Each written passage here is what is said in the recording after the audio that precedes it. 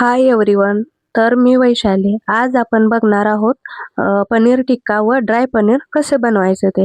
तर मुलांना ते आवडतं बरं का. तर चला आपण बघूया कसं बनवायचं पनीर टिक्का आणि ड्राय पनीर. तर इकडे मी पनीरचे तुकडे करून घेतले होते.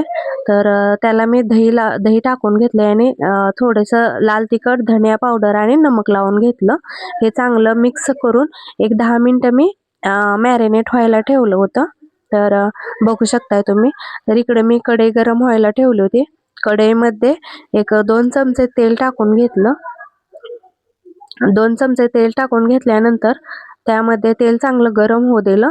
गरम झाल्यानंतर त्यामध्ये अर्धा चमचा जिरे टाकले ते. जिरे चांगले तडतडल्यानंतर त्यामध्ये 2 बारीक चिरलेले कांदे टाकून घेतले ते. कांदा चांगला भाजूनल्यानंतर त्यामध्ये एक 2 मिरच्या बारीक करून घेतलेल्या त्या पण टाकून घेतल्या. ते चांगलं भाजून झाल्यानंतर इकडे मी 2 बारीक टोमॅटो चिरून घेतले होते. तर ते पण टाकून घेतलं आणि टोमॅटो चांगलं मऊ होईपर्यंत आपण ते भाजून घेणार आहोत. त्यामध्ये मी थोडं आलं लसूण पेस्ट पण टाकून घेतली.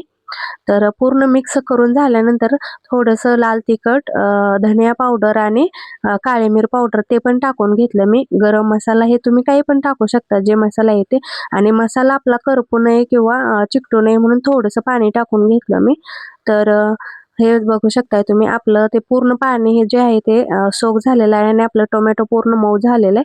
त्यानंतर मी त्यामध्ये मॅरिनेट केलेलं पनीर टाकून घेतलं. ते चांगलं मिक्स करून एक 5 मिनिटं मी असंच वाफवून घेतलं. त्यानंतर झाकण लावून एक 5 मिनिटं मी वाफवून घेतलं.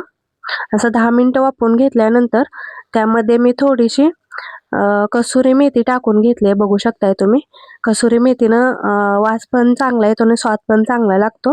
तर कसुरी मेथी टाकून घेतल्यानंतर बारीक चिरलेली कोथिंबीर टाकून घेतली. तर हे चांगलं मिक्स करून अजून एक 2 मिनिटं वाफवून घेतलं.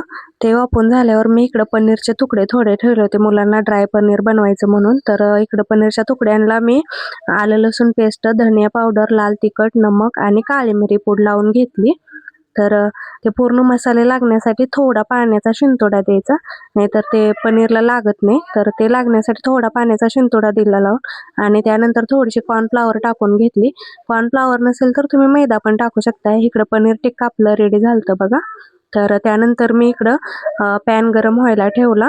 पॅनमध्ये एक 2 चमचे तेल टाकून घेतलं. ते आपण शालो फ्राय करणार होतो. तर 2 चमचे तेल टाकून घेतलं. 2 चमचे तेल टाकल्यानंतर ते पनीरचे पीस, तेल गरम झाल्यानंतर ते पनीरचे पीसेस टाकून घेतलेत. बघू शकताय तुम्ही. तर हे पनीरचे पीसेस मी आलटून पलटून चांगले व्यवस्थित भाजून घेतले ती.